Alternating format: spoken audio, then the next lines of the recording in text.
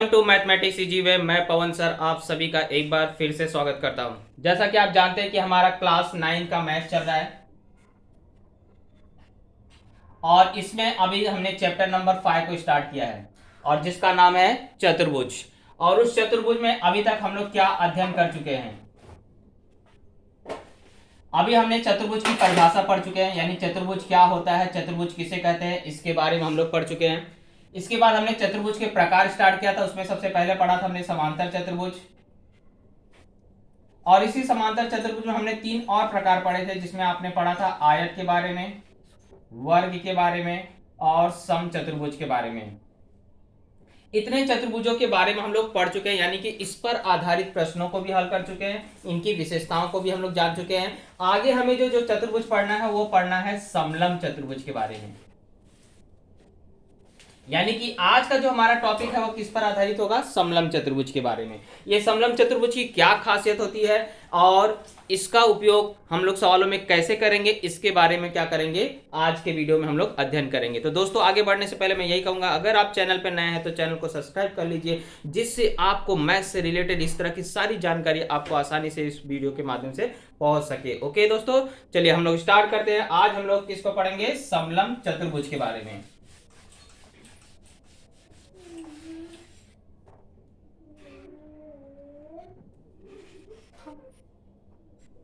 चलिए, समलंब चतुर्भुज मतलब होता है, पहले आपने सीखा था समांतर चतुर्भुज में दोनों जोड़ियां जो आमने सामने की दोनों जोड़ियां होती है, जैसे ये एक जोड़ी हुई, ये जोड़ी समांतर होती है, तो दूसरी जोड़ी भी इसमें क्या होती है, समांतर चतुर्भुज में समांतर होती है। इस तरह से हमारा समांतर चतुर्भुज बनता है। और समलंब चतुर्भुज की क्या खासियत है, सिर्फ एक जोड़ी समांतर रहेगी लेकिन दूसरी जोड़ी समांतर नहीं रहेगी, इसलिए इस चतुर्भुज को क्या कहा जाएगा, समलंब चतुर्भुज। ये हुआ हमारा समलंब चतुर्भुज और ये हुआ हमारा समांतर चतुर्भुज। यानी कि इन दोनों में अगर देखा जाए तो समांतर चतुर्भुज में सम्मुख भुजाओं की दोनों जोड़ियां परस्पर समांतर होती है, लेकिन समलंब चतुर्भुज में सिर्फ क्या होती है, एक जोड़ी समांतर होती है, इसलिए इसे कहा जाता है समलंब चतुर्भुज। तो अगर आपको समलंब चतुर्भुज की परिभाषा पूछी जाए तो आप क्या कह सकते हैं कि जिस चतुर्भुज की सम्मुख भुजाओं की एक जोड़ी समांतर हो, उस चतुर्भुज को कहा जाता है समलंब चतुर्भुज। यानी कि समलंब चतुर्भुज की परिभाषा के आधार पर हमने ये समझा कि इस चतुर्भुज की सिर्फ एक जोड़ी, सम्मुख भुजा की एक ही जोड़ी क्या होती है, समांतर होती है, दूसरी जोड़ी समांतर नहीं होती है। अब इसी में आता है एक समद्विबाहु समलंब चतुर्भुज। समद्विबाहु समलंब चतुर्भुज कब होता है, जब ये जो भुजाएं आपको है, जो असमांतर भुजा है, ये जब आपको क्या होगी, सर्वांगसम होगी, तो उस चतुर्भुज को कहा जाएगा समद्विबाहु समलंब चतुर्भुज। यानी ये भी समलंब चतुर्भुज है, लेकिन इसकी खासियत क्या हो रही है, ये जो असमांतर भुजा यानी जो समांतर नहीं है, ये जब सर्वांगसम होगी तो उस चतुर्भुज को क्या कहा जाएगा, समद्विबाहु समलंब चतुर्भुज। और समद्विबाहु समलंब चतुर्भुज की खासियत होती है कि उसके आधार के कोण सर्वांगसम होते हैं, यानी ये वाला कोण इसके बराबर होगा और ये वाला कोण इसके बराबर होगा। आधार की यानी कि सम्मुख भुजाओं जो समांतर भुजाएं हैं उस पे बनने वाले जो आधार के कोण है वह हमेशा क्या होते हैं, सर्वांगसम होते हैं। ये चीजों को क्या करना, ध्यान में रखते हुए हम लोग क्या करेंगे, एक्सरसाइज 5.3 को हल करेंगे। सॉरी, एक्सरसाइज 5.4, क्योंकि 5.3 तो हम लोग पढ़ चुके हैं। 5.4 के बारे में आज हम लोग क्या करेंगे, अध्ययन करेंगे। उसका क्वेश्चन नंबर फर्स्ट लेते हैं। क्वेश्चन नंबर फर्स्ट में देखिए क्या बोला है, एक चतुर्भुज है IJKL और उसमें IJ समांतर है, IJ समांतर है KL के। तो चतुर्भुज का नाम लिखते समय ध्यान से लिखने का। IJ बोला, अगर आप यहाँ I लिखे और यहाँ पे J लिख दिए तो IJ समांतर होगा क्या, नहीं, इसलिए आप यहाँ I लिखे तो यहाँ पे J लिखे, यहाँ पे K लिखे और यहाँ पे आपका क्या आ जाएगा, L आ जाएगा। इस तरह से IJ समांतर हो गया किसके, KL के। और इसमें I का माप दिया है 108 अंश और K का माप दिया है 53 अंश, और बचे हुए दो कोण का माप हमें क्या करना है, ज्ञात करना है। तो देखिए एकदम सरल सवाल है, दो कोणों का माप दिया है और बाकी दो कोणों के माप हमें क्या करने के लिए बोला है, ज्ञात करने के लिए बोला है। तो हम लोग को ये मालूम है, अगर रेखाएं समांतर होती हैं तो अंतः कोणों का योगफल हमेशा कितना होता है, 180 अंश।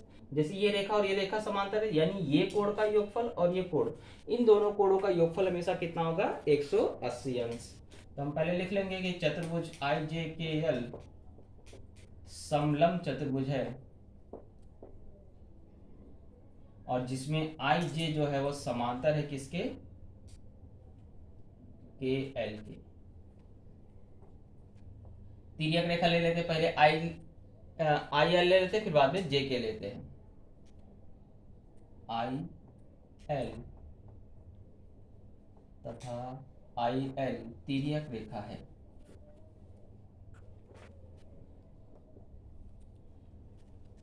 तो अंतः कोण का योगफल हमेशा क्या होगा? 180 अंश, यानी कोण I प्लस कोण L बराबर कितना होगा? 180 अंश। कारण आप लिख देंगे अंतः कोण संपूरक होते हैं, या अंतः कोण लिखेंगे तो भी चलेगा।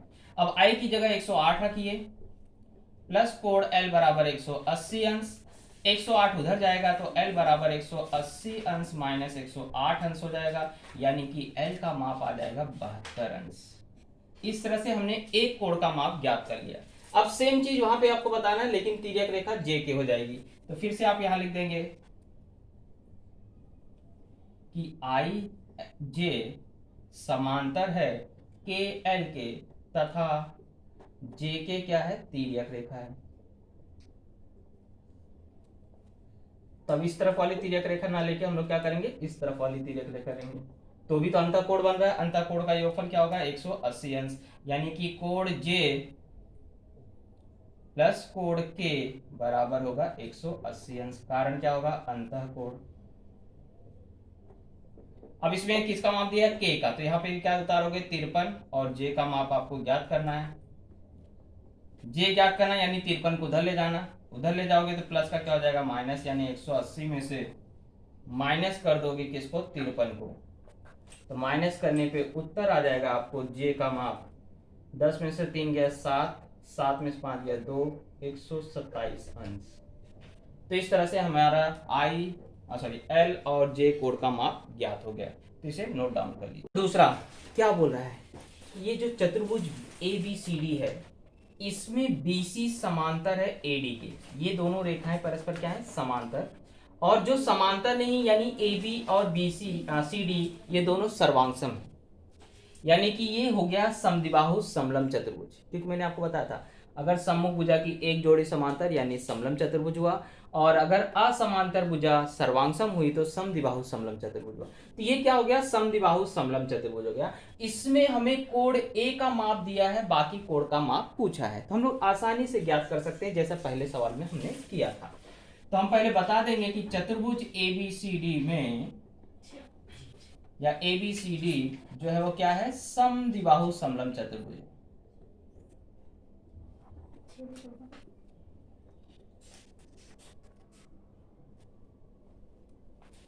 ओके, इसका मतलब है कि इसमें कौन सी रेखा किसके समांतर वो बता दीजिए। तो रेख BC समांतर दिया गया है रेख AD के, और मुझे B का माप पूछा है, तो मैं कौन सा तिर्यक रेखा लूंगा? अगर ये समांतर हुआ तो B का माप ज्ञात करना मतलब ये वाले तिर्यक रेखा लूंगा AB। तो यहां पर लिख दूंगा रेख AB क्या है? तिर्यक रेखा है।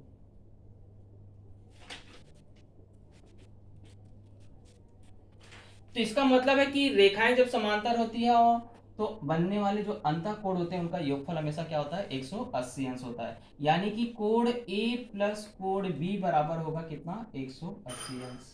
कारण वही आएगा, अंतः कोण संपूरक होते हैं। अब A की जगह 72 लिख लीजिए, और B का माप आपको ज्ञात करना है। तो 72 को उधर ले जाएंगे तो 180 अंश माइनस 72, यानी कि कोण B का माप आ जाएगा 108 अंश। एक चीज आपको ज्ञात हो गया। अब B अगर 108 अंश का है तो आपको पूछ रहा है D कितने अंश का होगा। तो जैसा अभी मैंने आपको बताया, समद्विबाहु समलंब चतुर्भुज की खासियत क्या होती है कि जो आधार के कोण होते हैं वो बराबर होते हैं, यानी कि कोण B जितना रहेगा उतना ही कोण C रहेगा, और कोण A जितना रहेगा उतना ही कोण होगा B। तो यहां हम बता देंगे कि समद्विबाहु समलंब चतुर्भुज के, समद्विबाहु समलंब चतुर्भुज के आधार के कोण क्या होते हैं, सर्वांग सम होते हैं।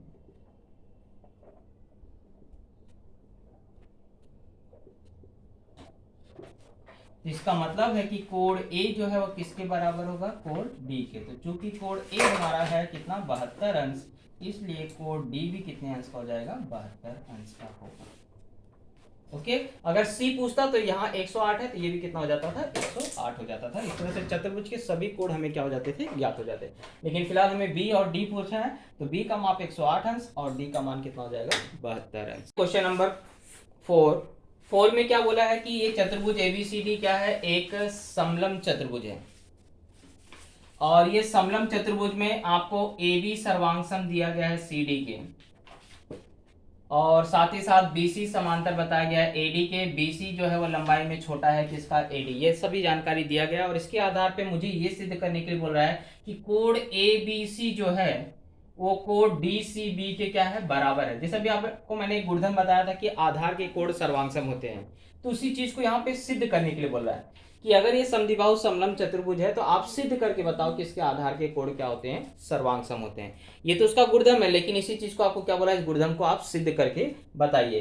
तो हम लोग क्या करेंगे, इसको सिद्ध करने के लिए हमें एक रचना करना पड़ेगा, क्योंकि अभी तक हमने जो चतुर्भुज पढ़े हैं उसी चतुर्भुजों के माध्यम से क्या करेंगे, इसको सिद्ध करेंगे। तो इसको हम लोग रचना में क्या करेंगे, ये जो छोटी रेखा है BC को क्या करेंगे, AD के बराबर तक बढ़ाएंगे। यानी कि BC को इस तरह से आगे बढ़ाया कि BC जो है वो किसके बराबर हो गई, आपको AD के बराबर हो गई। और इसको बाद में यहां से क्या करोगे, मिला दोगे। मान लीजिए यहाँ पे बिंदु कौन सा है, E है। तो इससे जो हमारा चतुर्भुज बन गया ABED, ये क्या हो जाएगा, एक समांतर चतुर्भुज हो जाएगा। यानी कि हमने क्या किया, यहाँ पर इस रेखा को बढ़ाया, क्योंकि आपने पढ़ा है कि अगर समभुजा की एक जोड़ी सर्वांगसम भी हो और समांतर भी हो तो वह चतुर्भुज क्या होता है, समांतर चतुर्भुज होता है। इस आधार पे हमारा चतुर्भुज ABED क्या हो जाएगा, एक समांतर चतुर्भुज हो जाएगा। और समांतर चतुर्भुज रहेगा तो यानी कि ये भुजा इसकी भी बराबर हो जाएगी, और ये पहले से बराबर बताया गया, यानी ये दोनों भुजाएं भी आपस में क्या हो जाएंगी, बराबर। और किसी त्रिभुज की अगर दो भुजाएं बराबर होती है तो उसके आधार के कोण भी क्या होते हैं, बराबर हो जाते हैं। यानी कि ये वाला कोण और ये वाला कोण आपस में क्या हो जाएगा, बराबर। अब समांतर चतुर्भुज की क्या खासियत होती है कि उसके अंतः कोणों का योगफल, संलग्न कोणों का योगफल कितना होता है, 180 अंश। यानी ये कोण प्लस ये कोण, यानी अगर मैं इसको 1 बोलूं और इसको 2 बोलूं तो 1 + 2 कितना हो रहा है, 180 अंश हो रहा है। और ये रेखीय युगल कोण है, रेखीय युगल कोण में मान लीजिए ये आपको 2 है और ये 3 है, सॉरी 3 है और ये 4 है, तो 3 + 4 का भी योगफल कितना होगा, 180 अंश होगा, क्योंकि कैसे कोण है, रेखीय युगल कोण। लेकिन पहला कोण जो है वो किसके बराबर है, तीसरे के बराबर है। यानी कि पहला और तीसरा कट गए, तो इसका मतलब है कि दूसरे और चौथे भी कोण आपस में क्या हो जाएंगे, बराबर हो जाएंगे। और यही चीज को हमें क्या करना था, सिद्ध करना था। देखो दोस्तों, स्टेप वाइज जाना आप इसको, नहीं तो आप बीच में भूल जाएंगे। तो इसको सिद्ध करने के लिए हमने क्या किया, रचना किया। उस रचना को, पॉइंट को हमें क्या करना है, यहां पर लिखना है। तो रचना में हमने क्या किया, रेख BC को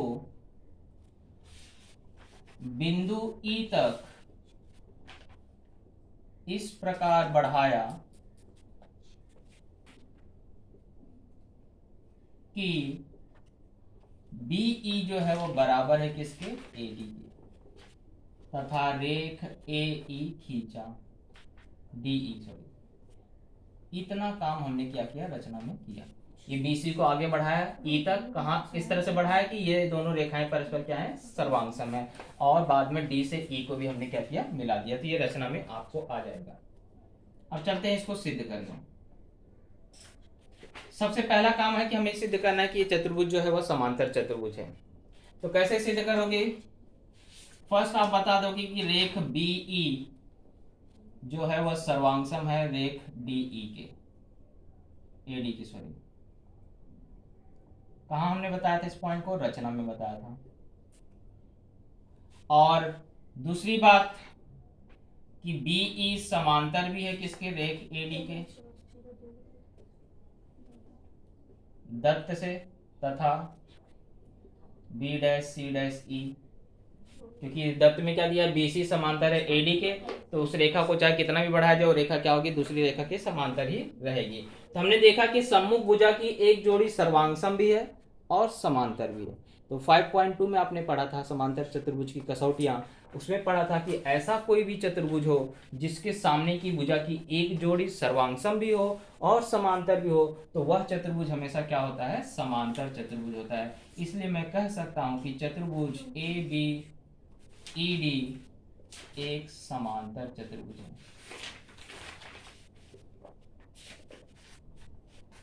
और अगर ये समांतर चतुर्भुज है तो ए बी किसके बराबर हो जाएगा, डी ई के। इसलिए रेख ए बी बराबर होगा या सर्वांगसम होगा रेख डी ई के। समांतर चतुर्भुज की सम्मुख भुजा। और दत्त में क्या दिया है, ए बी सर्वांगसम है किसके, डीसी के। ये दत्त में दे के ही रखा है। रेख ए बी जो है वो सर्वांगसम है किसके, रेख डीसी के। ये आपको दत्त में पहले से दे दिया है। दोनों की तुलना करें तो इसका मतलब है कि डीसी और डीई भी आपस में क्या हो जाएगा, बराबर। क्योंकि देखो कथन का बायां पक्ष बराबर है तो दायां पक्ष क्या हो जाएगा, बराबर। यानी डीई सर्वांगसम हो जाएगा रेख डीसी के। कथन 4 तथा 5 से इतना टारगेट हमने पूरा किया कि ये दोनों भुजाओं को बराबर सिद्ध कर चुके हैं। अब आगे हम लोग क्या बताएंगे, इसके सामने के कोण भी क्या होंगे, बराबर होंगे। इसलिए कोण DCE सर्वांगसम हो जाएगा कोण DEC के। दोनों का नाम एक जैसे दिख रहा है, लेकिन यहाँ पे C पे कोण बन रहा है और यहाँ पे E पे बन रहा है, क्योंकि ये कैसे कोण है, समद्विबाहु त्रिभुज के कोण है।